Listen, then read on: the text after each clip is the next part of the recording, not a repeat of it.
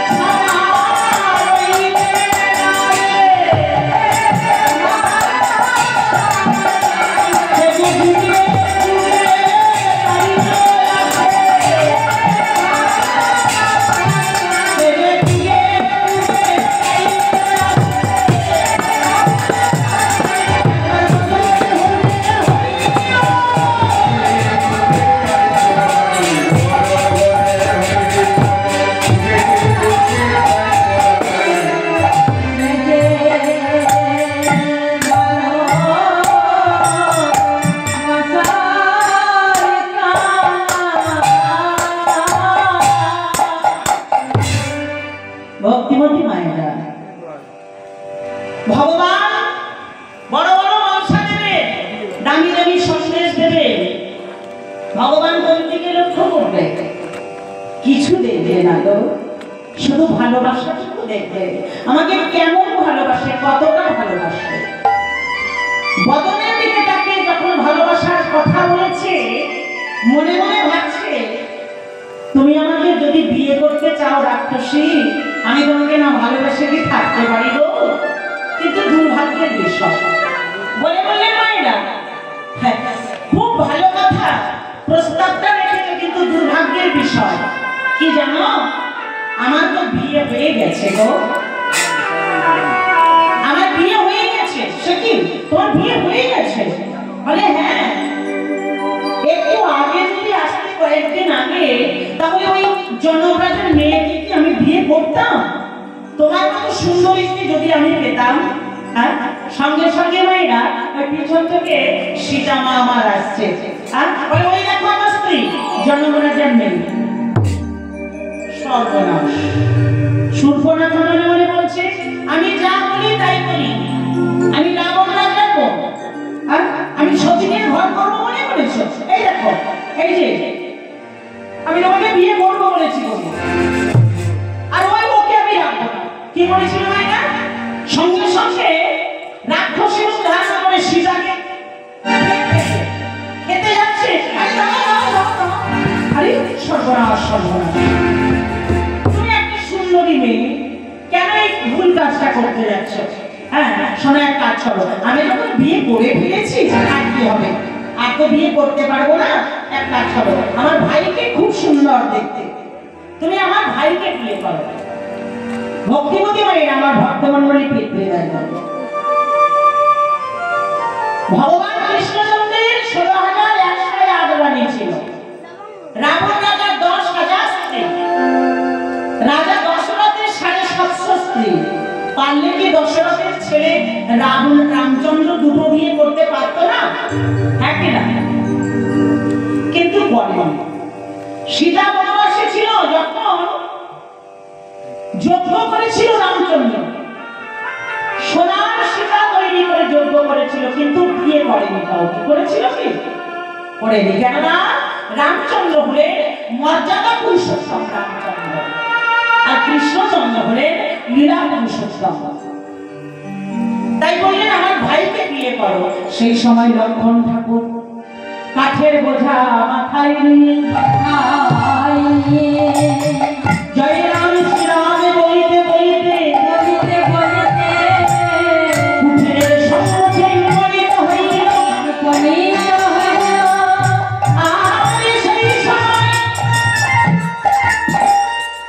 শূর্পণখা তারা হয়ে গিয়ে লক্ষণ ঠাকুরের সম্মুখে দাঁড়িয়েছে। সঙ্গে সঙ্গে দিয়ে বলছে, শুনছ, আমি তোমাকে ভালোবাসি, তুমি আমাকে বিয়ে করবে গো? আমাকে বিয়ে করো না। ভক্তিমতী মায়েরা, কোন মেয়েরা এরকম করবে? একজনকে ভালোবেসে আর একজনকে বিয়ে করবে?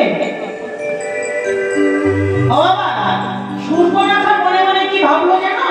যখনই বলেছে যে আমার ভাইকে বিয়ে করো, শূর্পণখা কোনো কষ্ট নিয়ে বললেন ভগবান, আমি তোমাকে ওই চরণ এক রাত্রি সেবা করার জন্য চেয়েছিলাম, পেলাম না যখন, ঠিক আছে এক বাড়ির মধ্যে তোমার ভাইকে বিয়ে করব। ভাইকে বিয়ে করলে এক বাড়িতে থাকবো, তাই না? আর সারা দিনের মধ্যে একবারে অন্তত আমি ওই যুগল চরণ দেখা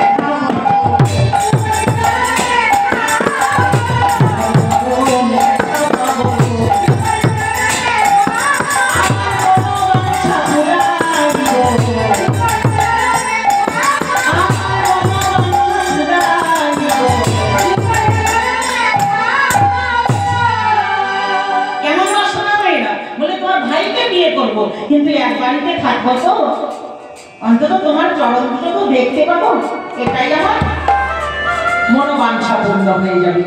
ভক্তিমতী মায়েরা এবার যখনই বলেছে লক্ষণ রামচন্দ্রের ইশারা নয়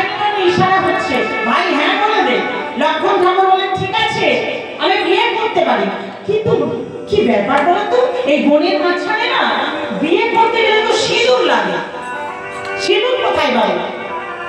ও মায়েরা যখনই বলেছে সিঁদুর কোথায় পাবো, সুর্পনখা বলে আরে এই আবার বড় কথা, চোখটা বন্ধ করো। আর সিঁদুর আনতে গেলে চোখ বন্ধ করতে হয়, বলে তুমি চোখটা বন্ধ করো না। লক্ষ্মণ চোখ বন্ধ করেছে আর নাক কষিত, জানেন তো বড় হাত বাহির করেছে, হাত বাহির করে সেই মন্দার করি সাজির ঘর বাক্স থেকে সিঁদুরের কটোটা এনেছে, এনে লক্ষ্মণ ঠাকুরের সম্মুখে এই নাও সিঁদুর, এইবার আমায় পরিয়ে দাও। রাধে রাধে। ভক্তিমতী মায়েরা লক্ষ্মণ এইবার সিঁদুরটা ধরেছে, ধরে বলে কি একটা প্রথা আছে জানো কি, সিঁদুর পরানোর সময় দেখতে নেই মেয়েদের, দেখতে আছে মায়েরা জানো না? সিঁদুর পরানোর সময় কি করে? লজ্জা বস্ত্র দেয় না? লজ্জা বস্ত্রটা কোথা থেকে এসেছে দেখো, এখনকার দিনের নিয়ম নয়। সিঁদুর পরানোর সময় এইভাবে থাকে, লজ্জা বস্ত্র দিয়ে সিঁদুর পরে দাও। তাহলে সিঁদুর পরাবো, এখন কি হবে? চোখটা তুমি বন্ধ করো। সুর্পনখাকে বলেছে, আর চোখটা বন্ধ করেছে, আর লক্ষ্মণ কি করবে? নাকটা ধরেছে। সুর্পনখা নাকটা ধরেছে। আরে ছেড়ে দাও, ছেড়ে দাও। নাক ধরলে কেন তুমি? সিঁদুর পরানো নাক ধরলে কেন? বলে সিঁদুরটা পরাবো তো, এই দেখো ব্যালেন্স পাচ্ছি না, ব্যালেন্স পাচ্ছি না, তাই তোমার নাকটা ধরেছি। এবার নাকটা ধরেছে, চোখ বন্ধ করতে বলেছে না। এইবার পিছনে ওই যে সব অস্ত্রশস্ত্র ছিল না, লক্ষ্মণ ঠাকুরের পিছনে কি ছিল? কি ছিল বলে? বোমার সমস্যা আছে, কাস্তে ছিল না? কাস্তে তো মায়েরা বলে হ্যাঁ, মানে ঘুমের নেশা লেগেছে। কাস্তে নাই, কোদালও নয়, কি ছিল? তীর ছিল, তীর। তীরের ফলা কেমন জানেন তো? হ্যাঁ, আর ধরেছে আর চক চক চক চক করছে, ধরেছে ধরে একেবারে নাকটা কেটে দিয়েছে, দিয়ে নাকটা কেটে দিয়েছে। আর যখনই কেটে দিয়েছে, সর্বমূল রাক্ষসী তখন শরীরে ফিরে এসেছে। দাদা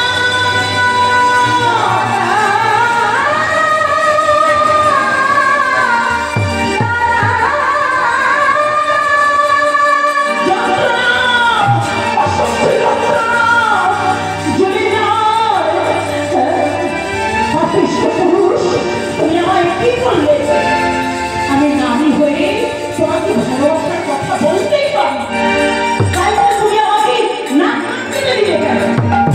তোমার এত বড় স্পর্ধা, আমি তোমার ভালোবাসার কথা জানিয়েছি, তাই তুমি আমাকে এইভাবে নাক কেটে দিলে?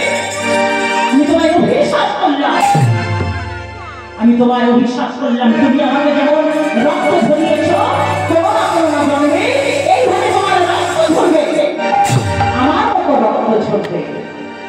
আর ওই নাক আর কানটা মাটিতে পড়ে গেল মেয়েরা, ওই নাক আর কানটা মাটিতে পড়ে নষ্ট হলো না, এই নাক আর কানটা মিলিত হয়ে ভাঁড়ের সৃষ্টি হলো। ভাঁড়, হাজির কাছে ভাঁড় বাঁধে না, বললে শোনো, এই ভাঁড় দিয়ে আমার দাদা 24 ঘন্টার মধ্যে 80 ভাঁড় মদ খাবে, 80 ভাঁড় মদ খাবে, আর এই ভাঁড় দিয়ে তোমার রক্তপাত করবে। অভিশাপ কাউকে ছাড়ে না, কষ্ট যদি কেউ কাউকে দেয় তার প্রতিদান নিতেই হবে মায়েরা। তাই কি হলো? সুর্পনখার নাক কান হলো ভাঁড়, মদে ভাঁড় হলো, আর সেই দাপর ছেড়ে কলিযুগে সুর্পনখার দাদা রাবণ কুম্ভকর্ণ হলো কে? জগাই আর মাধা। আর রক্ত ঝরিয়েছিল, তাই সেই লক্ষ্মণ ঠাকুর কলিযুগে হলে পাগলা নিতাই, পাগলা নিতাই। সেইবার রক্ত ঝরিয়েছিল, তাই রক্ত ঝরিয়েছে। ঠিক আছে দাদা মায়েরা, তাহলে খুব সাবধান। আমরা এবার চেষ্টা করবো তো কাউকে দুঃখ দেব না, কারণ চোখের জল ফেললেই শাস্তি আমাদের পেতে হবে, তাই তো? তাই ভগবান আজকে গৌর সুন্দর কলিযুগের নাম দেবার জন্য এলেন। আহা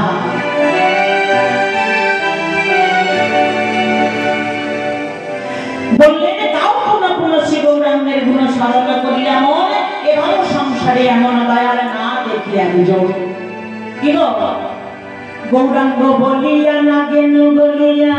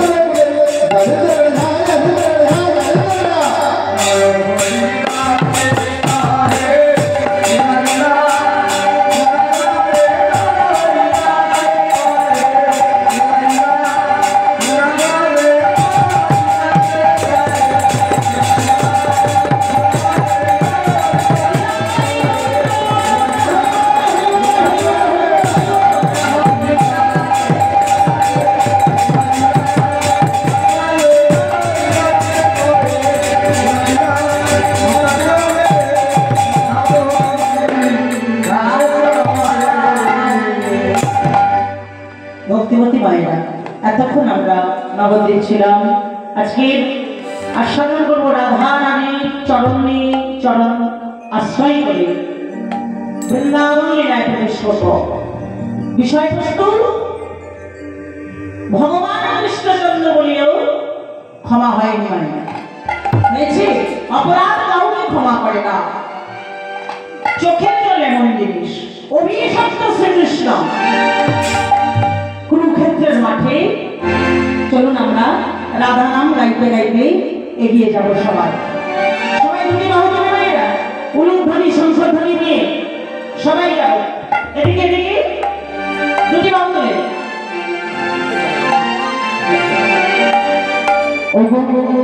রাধে রাধে বলে দুটি বাহু তুলে দুটি বাহু তুলে যাবো আমরা রাধে রাধে বলতে বলতে। হ্যাঁ